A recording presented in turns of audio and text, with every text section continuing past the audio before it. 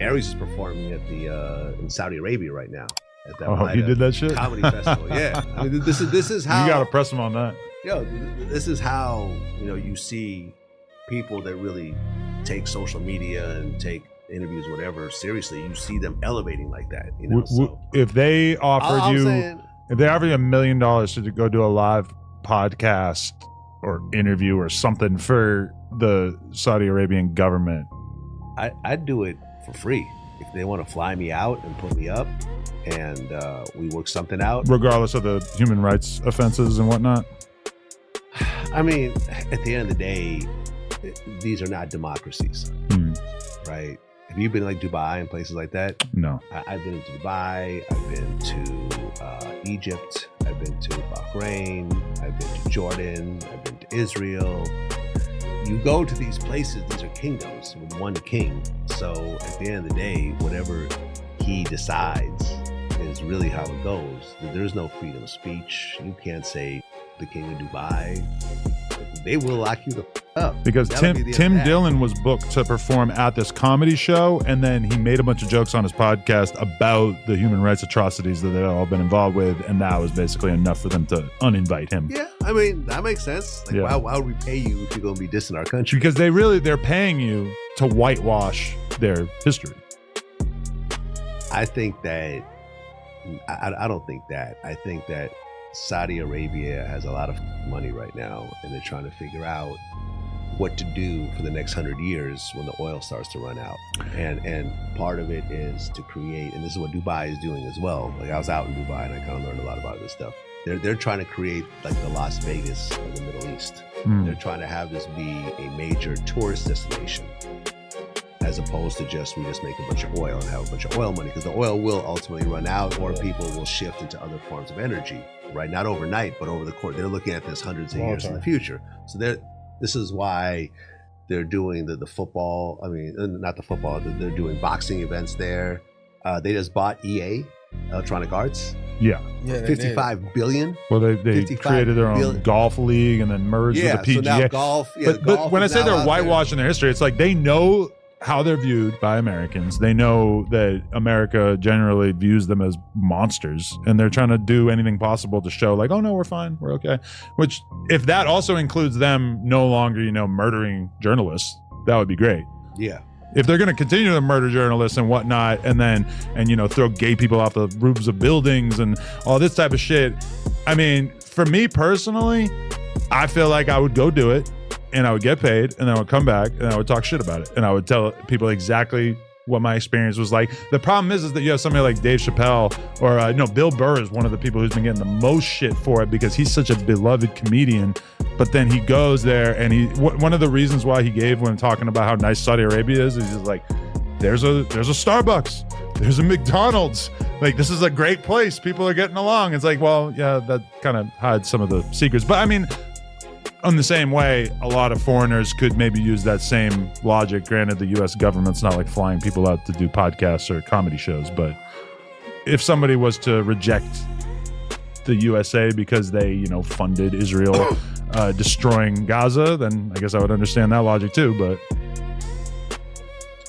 everyone's going to find something to get upset about. At the end of the day, I talked to Aries and he wouldn't tell me how much he got paid to do the show. Like, I really tried to get the number out of him. And me and him have business together. So it's not like I'm just in someone's pockets. Like, I pay you to do my show. So tell me how much you made. He's like, it was a nice amount. I heard it was 10 times what they normally get. Right. I don't know if that's an oversimplification, but let's say he gets 5, that turns into 50. I feel like I need 10, that becomes 100. Yeah, I feel like I'm gonna need 6 figures to go to the Middle East, generally speaking. Really? Yeah. Man, Dubai was cracking. I'm actually trying to go to Saudi Arabia. My man Napoleon from the Outlaws, he lives out there. Yeah, absolutely. Yeah, you can go out there. I'm not going out there. Absolutely. Man, Dubai was cracking. Yeah. Yeah. Dubai was a level of luxury that you really don't see very much. Yeah, that's part of what I really don't find that interesting. But also, no weed while you're out there, huh? No, not at all. Did that hurt you in your heart? No. Maybe I'm a real addict, because that sounds horrible to me. I could go without weed. Yeah. When I travel abroad, I don't fuck around. I don't try to end up in a foreign prison somewhere because I don't know what the I'd walk into there. Yeah, I also have understand. never flown into a variety of different countries with marijuana on me. Yeah. I would like to say that is something I've never done. Yeah.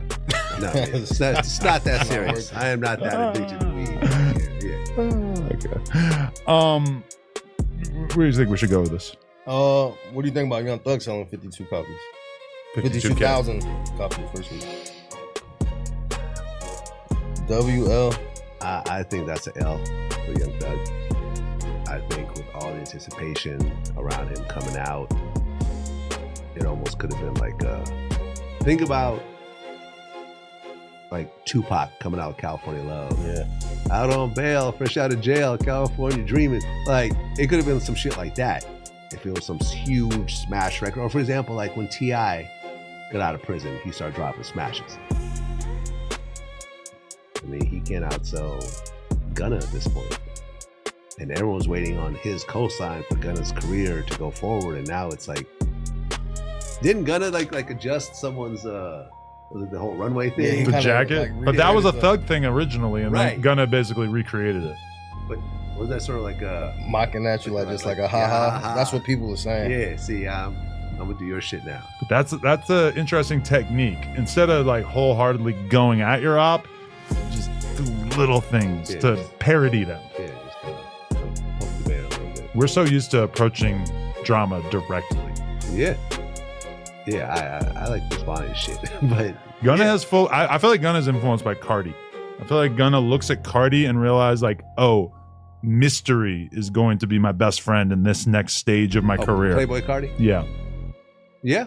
Yeah, you don't know shit about Playboy Cardi. exactly. But therefore, you see a photo of him, you see a tweet, you see anything, and he has such a big Right. fan base. You're just on it. It's super fascinating. Right, you got the chick with the face tattoo. That's all you really know. Yeah.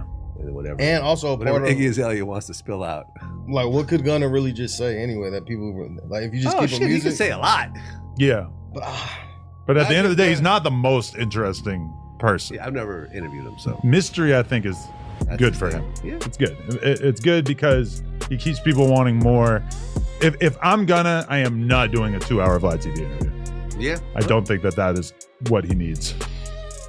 I mean, that was Young Thug also until he started doing all these new interviews. So And that there's that. seeing Young Thug on the back foot being defensive and reactive is probably the most aura draining thing Yeah. in all of this. Yeah, I feel like you don't have the same Young Thug.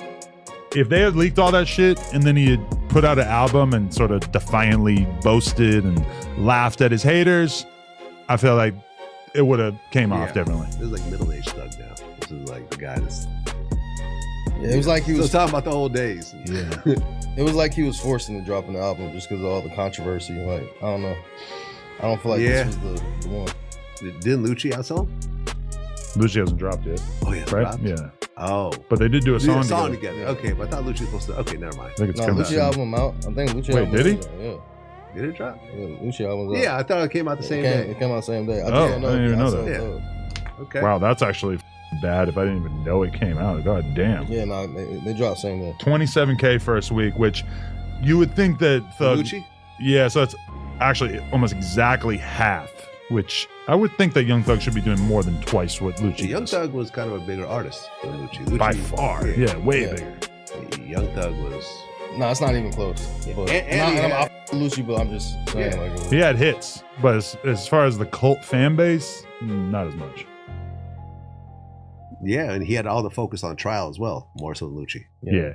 Lucci was going through a parallel trial, but everyone was really talking about Young Thug. Yeah. So. If you haven't checked out Everything 420 yet, you are definitely missing out. From glass gear to infused sweets, they've got one of the best lineups online. They ship fast, it's always discreet, and their app makes shopping too easy. The deals are always running, and you can use code NOJUMPER for a little bonus at checkout. Shout out Everything 420.